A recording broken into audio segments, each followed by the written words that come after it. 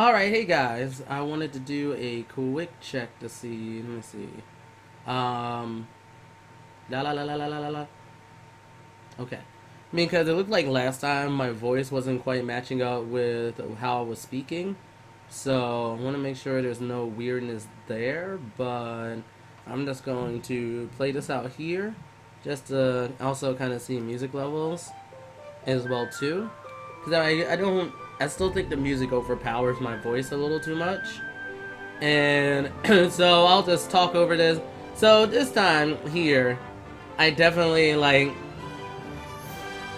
So bringing in my Halucha first, and thinking that I would be faster than it, not knowing it would be scarred, was a bad idea. And so he knocked him out really quick. So I can see that was one of my worst ideas in this battle.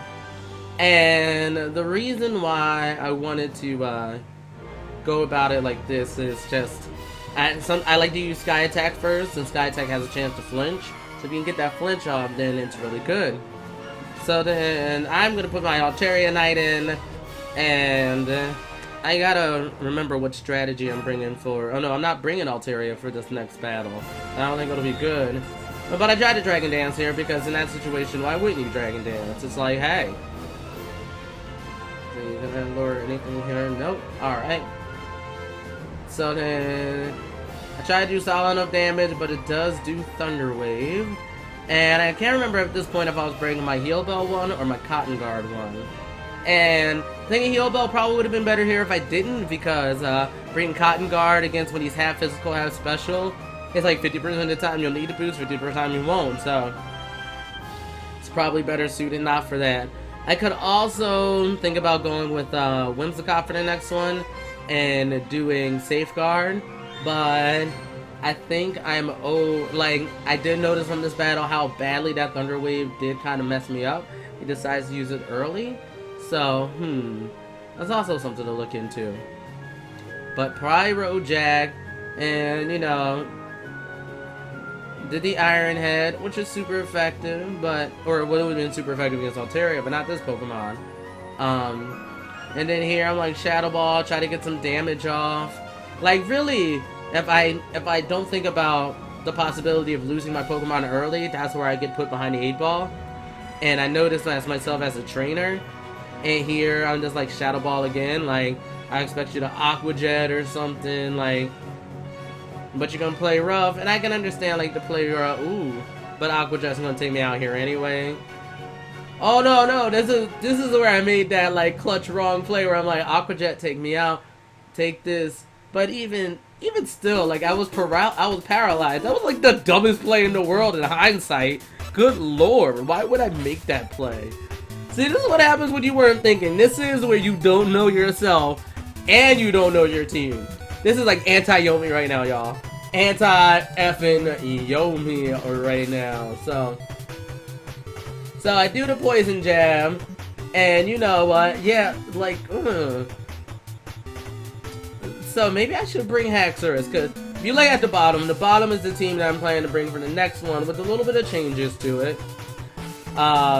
Definitely that Crocodile is something I'm worried about, but I got things I can do to it. I'm not too worried. And the next one, so trying to get my boost up here. Didn't knock off. I think Life Orb was the only thing on it. Dang, that did a lot. Dragon Claw, not gonna be enough to OHKO, I don't believe though. Yeah, I had no super effective moves on it. That's the thing about Haxorus' move pool. When I was doing the choosing, I definitely wanted Salamence on my team, because if I had Salamence over Haxorus, my team would be a different broken story. But it isn't, so I have the Hidden Power Ice on my Chandelure there, so it takes the Crocodile out. I wasn't too worried. So Souvenir, which I'm like, Hidden Power Ice again, let's go.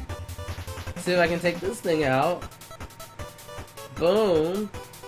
And it does. So I'm like, hey. Got the double knockout. Chandelure is getting its good kill. Then Diancie comes out. I'm like, oh lordy. Troubles of God. Oh lordy. Troubles of God. Nobody knows the troubles of God. Oh lordy. So, going back here, I'm like hidden power again because I believe all I have left is like Chandelure and not Chandelure, Gallade and someone else. And so, oh yeah, and these defense boosts matter. This first one, the first time I didn't notice it. Because I was busy looking down, but then OG Kim comes out because I have OG Kim and I have someone else who I can't remember at the moment. And what I was trying to do, I was like, my only claim to fame to try to win this is to get the speed boost, to try to get the Swords Dance, and then switch over into the Pokemon, and then do the damage where I can. And then Diancie had Moonblast, which is going to take me out, of course, which I completely understand. And get another speed boost. Don't really need it at this point, you know. I substitute again to see if I can try to get my Pokemon out there with a substitute. But I'm not expecting Diamond Form to miss, or maybe thinking the player might do something else. But looking at it, I'm like, alright, if I keep trying this, OG Kim won't be that useful if he needs to come back in and try to win it that way. So I'm like, it is time to do that baton pass. And I'm going to baton pass it to my last Pokemon, which I believe is... It has to be Gallade then? Oh, no, it is... It is Miss Zegreet, baby. The Weavile. So, of course, since I can't get in, I know that it has Focus Sash, so wasn't worried about it dying, of course. But then this is where it gets its second defense boost. And that means... And then I also had Ice Punch, which is just doing neutral and wasn't going to do anything. So definitely think like with the 2 defense boosts there was no way I had enough power-ups. If I had remembered that, going for the win would have been trying to get a substitute up until possibly Diamond Storm missed again, but of course that's like a 5% chance or 10% chance, so wouldn't expect that to happen. So, you know, that's why I lost. Like, so really, really bad early game misprediction on my part. And that was it. So, when I prepare for the next battle, as you can see, I guess I can move out of this and go to the actual team in my battle box. But, as you can see, the team is down there. And the whole reason why I'm doing what it do... Oh no, I need to go to Lynette, CC.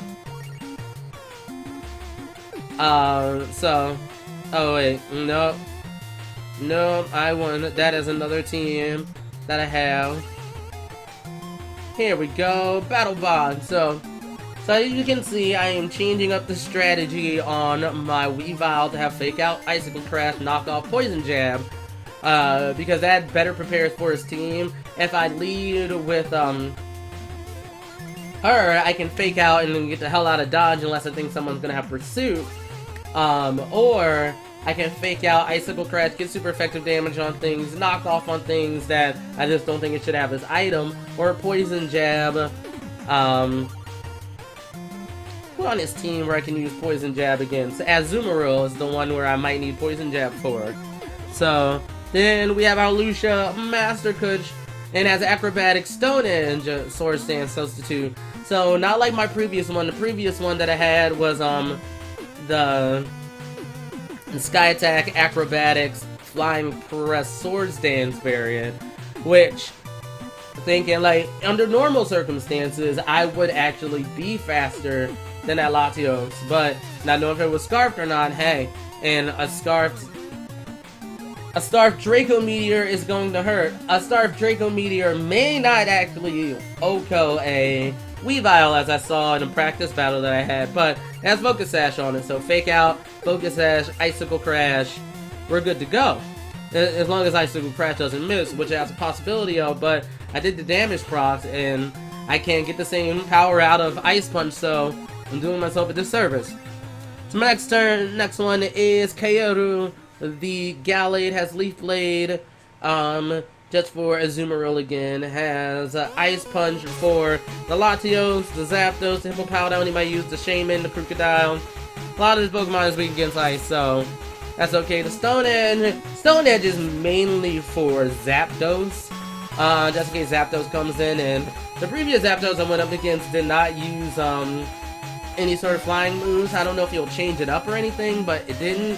And the close combat is just to have a super effective stab move, and really it's to hit Raikou, Arcanine, Hippowdon, and Krookodile, and Zoroark for super effective damage, or not super effective damage.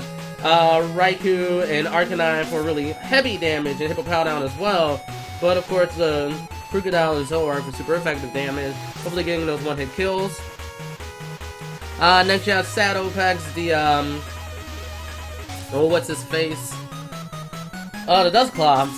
And the only difference between this Dusclops and the other Dusclops I've used is, I didn't show it to you before, it is the fact that it has the spread, it has the defense and special defense. So really it's meant, if I play it right, I can try to take out 2 Pokemon in the first Pokemon with the whole Will-O-Wisp Infestation Hex Triad, and then the last one trying to guess where the speeds are going to match out and trying to get that Destiny Bond out. At the same time, knowing that he can't Will-O-Wisp the Arcanine is something that I need to keep in mind. Might switch out with the Arcanine, might not. Kind of wish I had a Pokemon that could, you know, take that Intimidate and do something more with it, but I don't, but I just have to be mindful of it. And then we have the Chandelure. And the Chandelure, of course, is Hindu Kush. Hindu Kush is coming back with Heat Wave, Hidden Power, Energy Ball, and Shadow Ball. And again, the Shadow Ball is super effective damage against Latios. The Energy Ball is for super effective against Azumarill. I'm gonna do Shadow Ball against, you know, Raikou, Arcanine, Zapdos, Super Powdown, Shaman. And then Zoroark, hopefully we get like Heat Waves and stuff, but you know, again, because it's Scarf, you have to think about the mind games and be mindful about the switches and what they might do, and when should you switch and when will you be able to switch and stuff like that. So there's all things you gotta think of. And then lastly, we have Rotom Spin Cycle, Hydro Pump, because he has the possibility. He has 2 possibilities of ground types, so doing the Volt Switch variant is not a good idea. I can still score some super effective damage with Hydro Pump. I can still get my double screens up with Light Screen and Reflect, and Thunder Wave to slow down anything that isn't a ground type. So that is basically the strategy that I'm going with this time. Part of me did actually think about, and in my head I might workshop this a little bit, but I'm unsure about going with a Trick Room variant. But I might have to go with my slower Pokemon, because almost all of his Pokemon, with the exception of Hippowdon and Marill, are in the 90s plus. And so if I went something below 90s, and I did things where I did a negative speed nature, and I'm thinking he did positive speed natures, I could definitely do a big deal of trying to do Trick Room. But maybe I'm trying to out-meta the meta too much with that, but you know, it's all about trying to win. So we'll see. I'll probably do some live streaming with not this team, or maybe like a team, a variant, like maybe if I'm not going camping next Saturday. If not, I'll come home on Tuesday or Thursday and do the thing. Thank you for being a subscriber. Hopefully this was very useful for you, just to know what my game plan, my battle plan is going into before this next match for the LSBA Week 6. Can't do things 6, baby. Alright. That is it for that. I hope you guys have a good one. Peace.